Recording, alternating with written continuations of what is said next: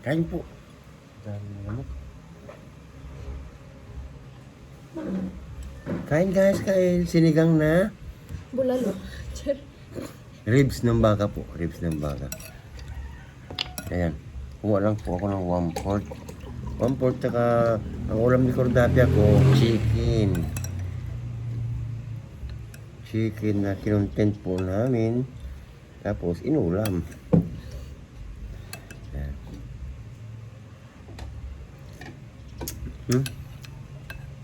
Asim. Amoy.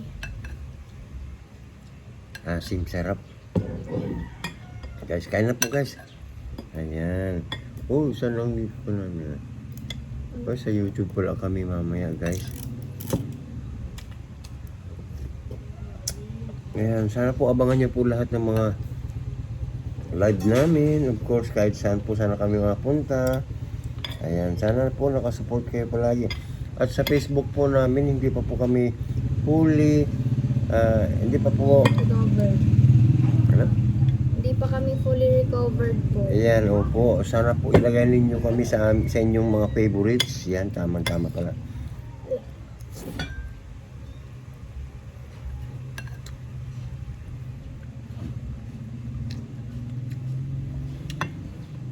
Ba't ang layo ng chicken? Ang layo ng chicken niya, guys.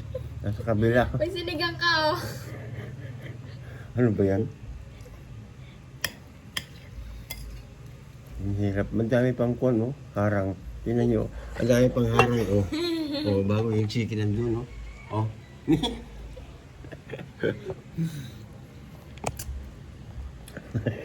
Diba? Ang bihira. Ang daming harang yung chicken. Bago ka makakakuha. Ang layo, oh. Yung mga bakod eh. Ang Diyos ako.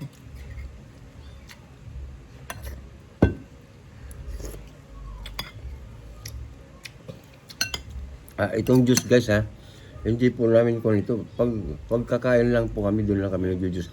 Pag sa ordinary time po, tubig lahat po.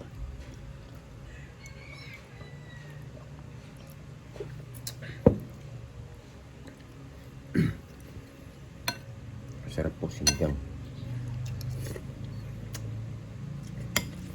Madali lang kasi lutuin ng sinigang, tsaka ang sinigang, ang nilagay ko lang po dito, luya lang. Kamatis, ayan.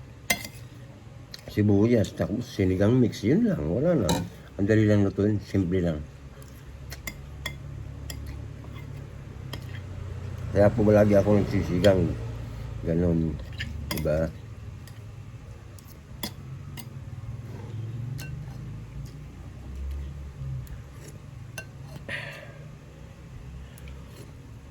Ayan.